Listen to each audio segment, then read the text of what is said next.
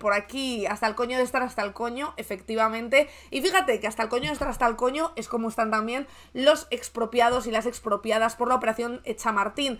Más de 1000 familias, os pongo en contexto, a las que expropiaron en los años 40.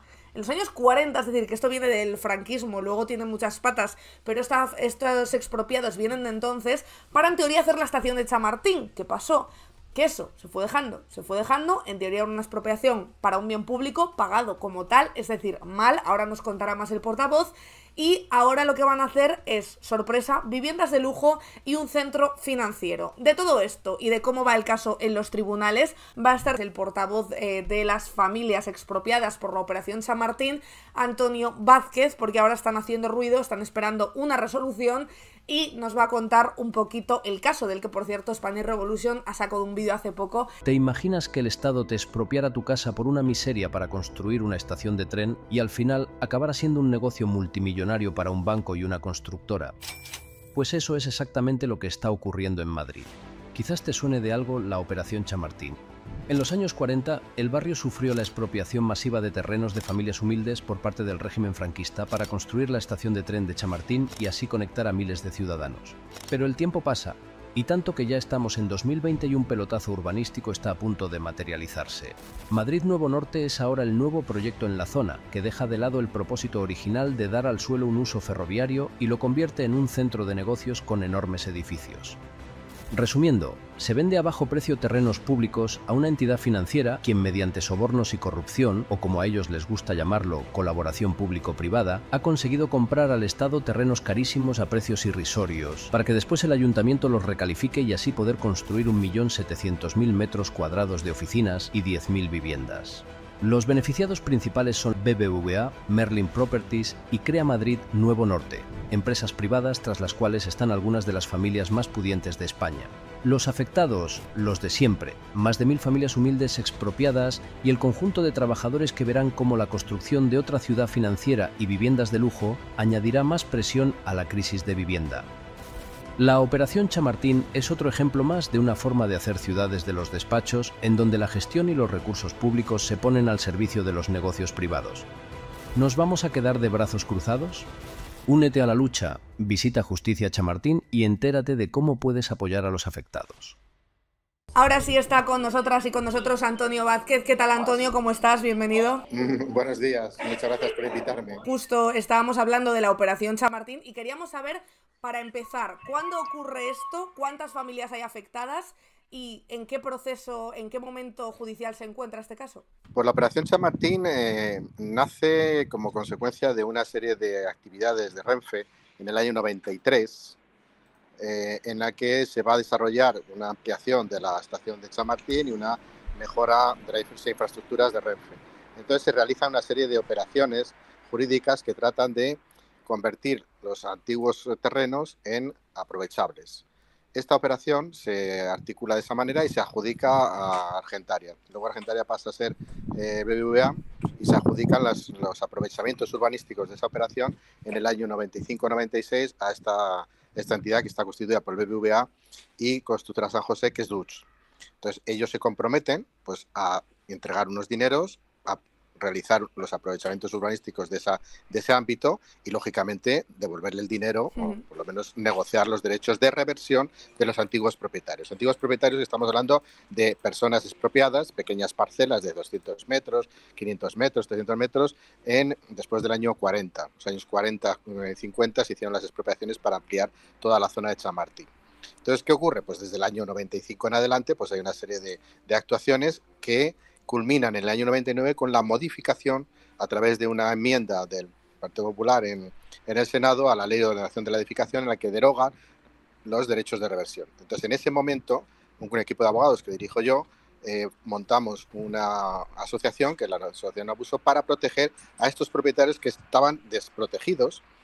Derogar unos derechos sin avisar pues era muy problemático. Entonces planteamos una asociación que garantizara esos derechos y solicitamos la reversión de esos terrenos. Es decir, es una expropiación a la inversa. Es decir, usted me los expropió en el año 40 y me dio un dinero y ahora los terrenos los va a urbanizar, claro, pues me los devuelve y yo le devuelvo el dinero a usted.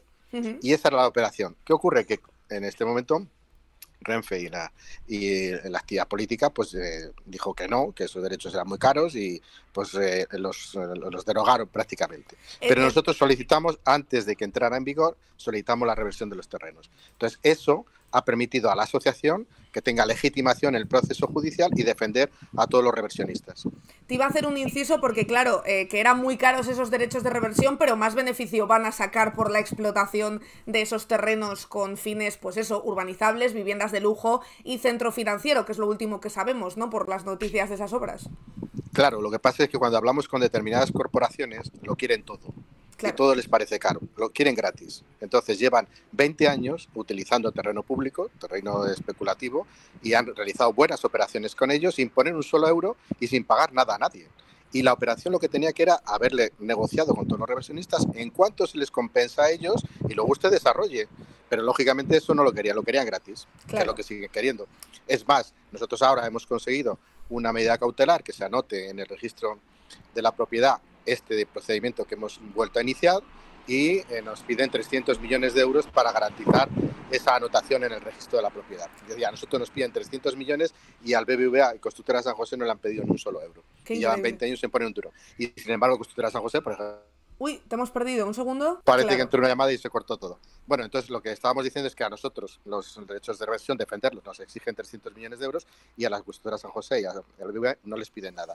Y la Constructora San José y el BBVA pues han realizado operaciones importantes de carácter financiero muy grandes precisamente con estos derechos de reversión que ellos dicen que son titulares, pero no son titulares, somos nosotros los propietarios antiguos de los terrenos los que tenemos esos derechos. Tiene que haber una desafectación del terreno público, una vez que se produzca la desafectación tiene que haber un ofrecimiento a los antiguos reversionistas, en este caso a los propietarios que fueron expropiados, y entonces decidir cuánto dinero hay que pagarle a la administración. Una vez que se le pague, pues nosotros somos propietarios y si no pagamos, pues entonces la administración ya podrá hacer con su patrimonio lo que estime conveniente. Tengo entendido además que una parte de esos terrenos que pertenecían a los jesuitas, esos sí que fueron indemnizados, ¿no? Correcto, se llegó a un acuerdo con el Ayuntamiento de Madrid y con el Ministerio de Fomento para que la Compañía de Jesús tuviera garantizados sus 100.000 metros en aprovechamientos urbanísticos en ese ámbito. Es decir, ellos tienen programado ahí la universidad, me parece muy bien, es una institución interesante, pero claro, tienen ellos garantizados los derechos y el resto de los propietarios no, pues no tienen razón de ser. Claro. Y ya para terminar, porque esto ha pasado por muchos gobiernos, por muchas manos, y aún así nunca ha habido una solución. ¿Por qué cuesta tanto? ¿Habéis tenido reunión, o tú como abogado y como portavoz también de esas familias, reuniones con diferentes gobiernos, diferentes ministros o secretarios de Estado para abordar este tema? Bueno, tenemos que decir que nosotros somos una oficina de empleo. Es decir, hemos colocado a mucha gente que ha tenido acceso en esta operación y todo el mundo que intervenía en esta operación y hablaba con nosotros, le sacaban y le colocaban. Anda. A nosotros no nos decían nada, nos negaban, pero todo el mundo que venía a hablar con nosotros para ver cómo lo resolvíamos, le quitaban y le colocaban en algún sitio. Entonces todos los alcaldes, todos los ministros, todos han tenido, luego en la rueda de esa donde la gente se coloca después de una operación, se han colocado muy bien. Entonces nosotros, los reversionistas, llevamos casi 30 años intentando luchar por unos derechos y hemos colocado a mucha gente en el camino. Eso es cierto, hay que reconocerlo, que hay mucho político que ha venido, ha visto la operación y ha dicho, esto hay que arreglarlo, pues esto no puede ser. Y en cuanto ha dicho eso, le han colocado. Anda, mira. Pues te digo que como oficina de empleo hemos sido buenos, hemos colocado a muchos. Qué casualidad. ¿Y esas familias esperan que al final pues sus derechos se vean cumplidos? ¿Hay alguna esperanza? Porque he leído que ahora, a finales de noviembre, se espera esa firma del acuerdo con el BBVA, que lleva tanto tiempo retrasándose. En principio nosotros tenemos toda la confianza en la justicia española. O sea, tenemos claro que al haberse reconocido la legitimación de la asociación y haberse, digamos, mantenido o por lo menos decidido una medida cautelar, aunque se establece una fianza importante, pero bueno, ya se ha marcado una línea de decisión por parte de la sala en la que está diciendo, oiga, estos derechos hay que respetarlos. No podemos dejar a la gente sin cobertura. Claro. No se pueden regalar casi 2 millones de metros cuadrados en el centro de Madrid con todo eso, con todo el valor que se supone, a una empresa privada y dejar a los antiguos propietarios y al colectivo, es decir, toda la sociedad española, que hemos obtenido, digamos, una mejora en la capacidad de desarrollo general en el ámbito de las infraestructuras de Renfe, pues una mejora de esas infraestructuras para todos. Justo están mencionando, dicen, encima ahora mismo con esta emergencia habitacional que hay, regalar 2 millones de metros cuadrados. Es bastante escandaloso, la verdad, que por lo menos podían destinarlo a vivienda pública, que tanto están anunciando, ¿no?, en este gobierno. O por lo menos que, lógicamente, haya vivienda pública, por supuesto, pero que luego, al haber más oferta, pues el precio baje, que es lo que dice la ley del mercado. Cuanto más oferta haya, pues el precio se ajusta.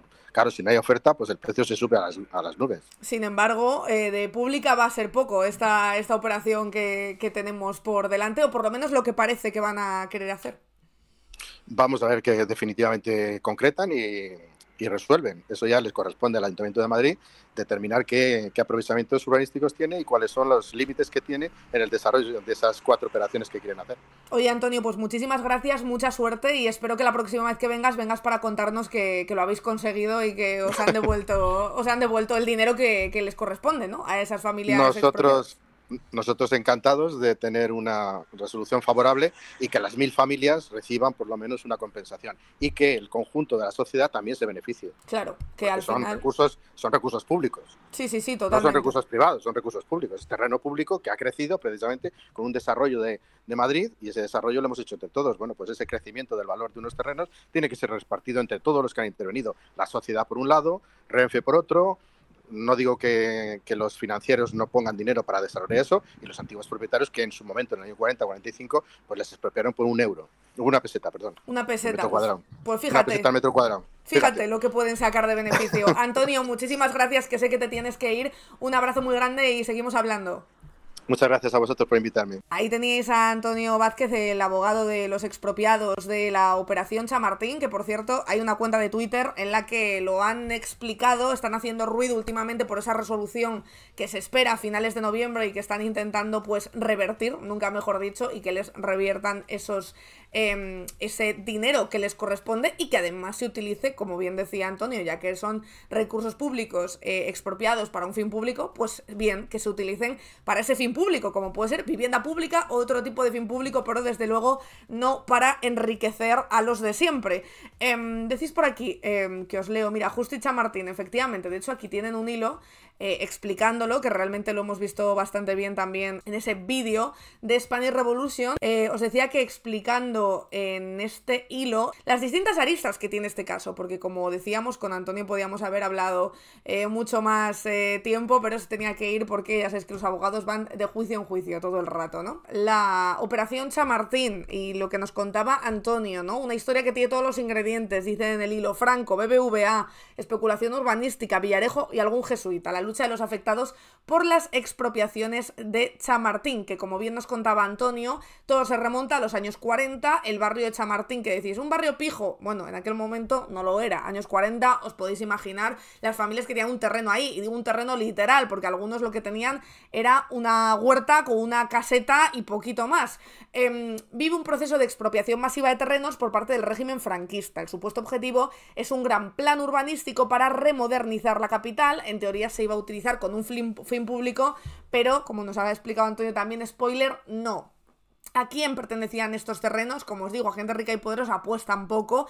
Se trataba de familias de origen muy humilde con un terreno para vivir o algún huerto para combatir el hambre en aquella época, como algunas de las que ya se nos han ido presentando a lo largo de todos estos años en los medios de comunicación. Josefa Baena, con 92 años, que sigue luchando por ver satisfechos sus derechos, con la excusa de que los terrenos se iban a utilizar, como os digo, para el bien común. Adif les expropia por una peseta el metro del terreno, obligándoles a irse del barrio sin nada y dejarlo todo atrás. ¿Quiénes sí cobraron bien por esos terrenos que poseían y que les fueron expropiados? Pues la Compañía de Jesús, efectivamente, los jesuitas, que ya se les indemnizó en el 93, lo que ahora es el BBVA.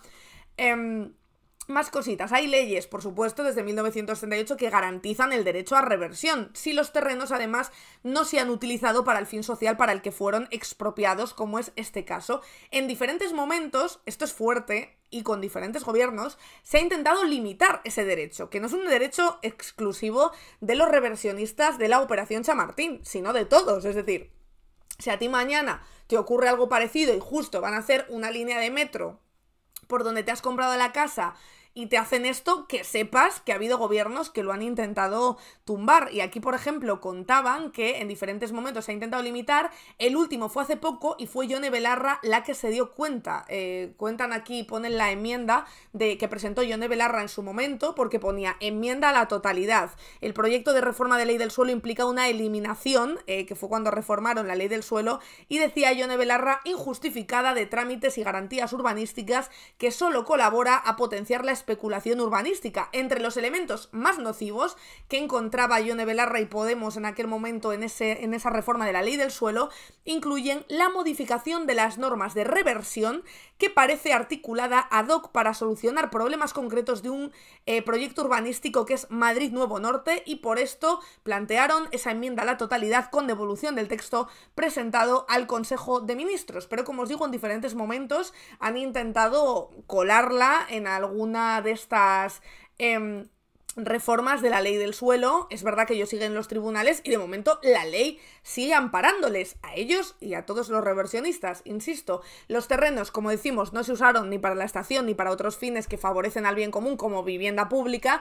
sino para viviendas de lujo de la mano del BBVA, porque como veis, esta es una historia con muchos beneficiados. La empresa Crea Madrid Nuevo Norte, el BBVA o la constructora San José. El BBVA, hay que recordar que además tiene imputados a varios directivos, entre ellos Antonio Béjar. El sumario, de hecho, cuenta cómo Béjar contrató a Villarejo para espiar a al menos 20 personas del entorno de Manuela Carmena en apartados que se denominaban en el sumario Operación Chamartín. A día de hoy, dice Justicia Chamartín, seguimos en los tribunales y no estamos dispuestos a dejar de hacer ruido. Exigimos al gobierno que no deje nuestros derechos en manos de especuladores y que protejan los derechos de reversión y la vivienda pública. Síguenos, dicen, y comparte nuestra historia. Decís por aquí, ha dicho Federico que Chamartín también es de ricos. Bueno, claro, sí, ahora me imagino que también.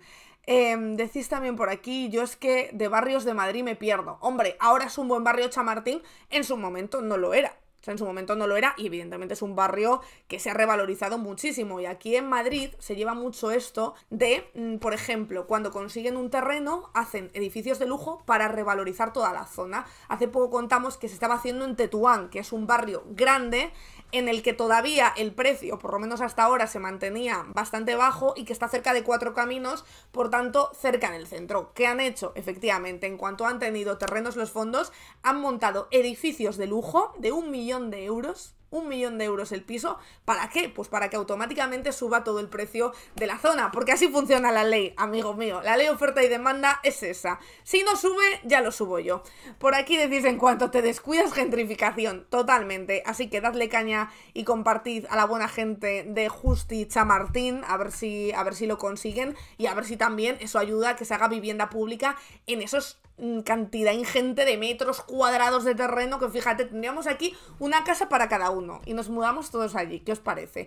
Aparte de esto, ya sabemos dónde ir a ocupar, claro, si no, pues ya sabéis que hay unos pisos de lujo ahí perfectos, la verdad, para quien se quiera pasar a dar un paseo. Spanish Revolution.